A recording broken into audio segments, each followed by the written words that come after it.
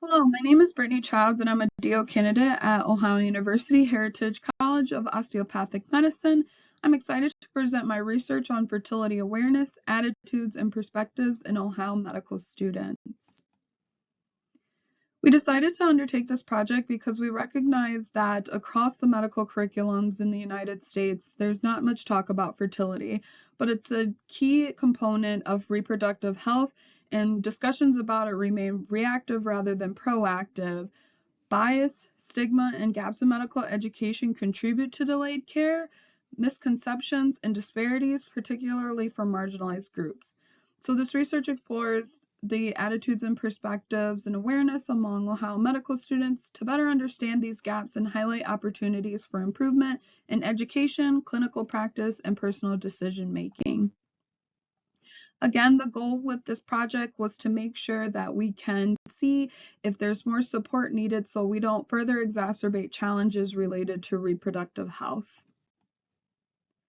So to investigate, we surveyed years 1 through 4 Ohio medical students to assess their knowledge and confidence regarding fertility treatments, their attitudes of which specialties should discuss fertility with patients, perceptions of when age-related fertility decline should be addressed for men and women, and their perspectives on Medicaid fertility coverage and how socioeconomic barriers impact reproductive choices.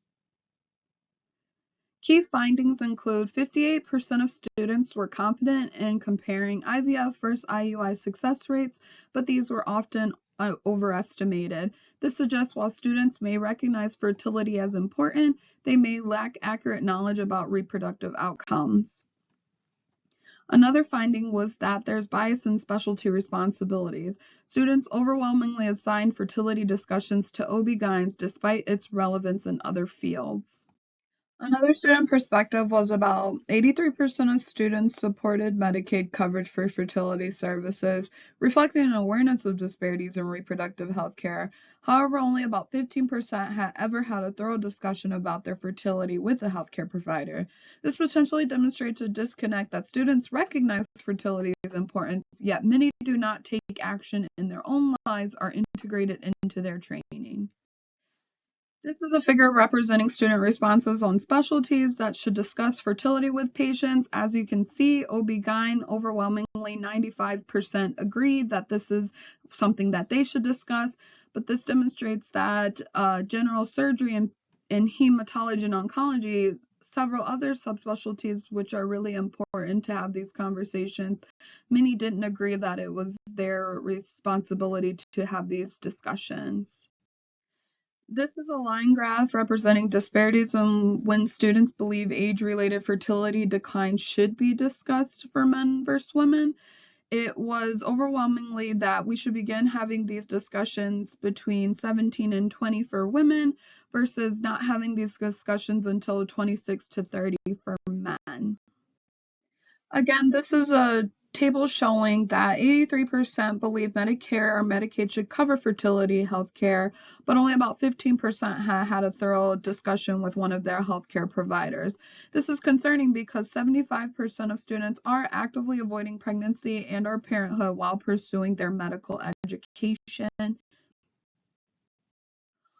All in all, I think it's important that we reflect on the potential disconnects between recognizing fertility concerns and taking action, both as providers and individuals. Medical education often overlooks fertility's relevance in non-OB-GYN fields, and there may be a hidden curriculum reinforcing that fertility discussions are not a priority. So this project's call to action is that we better prepare medical students for real-world clinical encounters, and we recommend integrating comprehensive fertility education into standard medical curriculum. By addressing biases and misconceptions, students will not only be equipped to offer equitable care, but will also better understand their own options.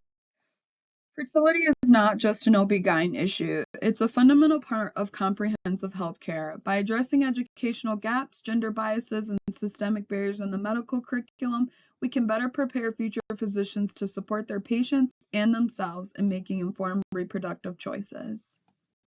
Thank you, and feel free to contact me below.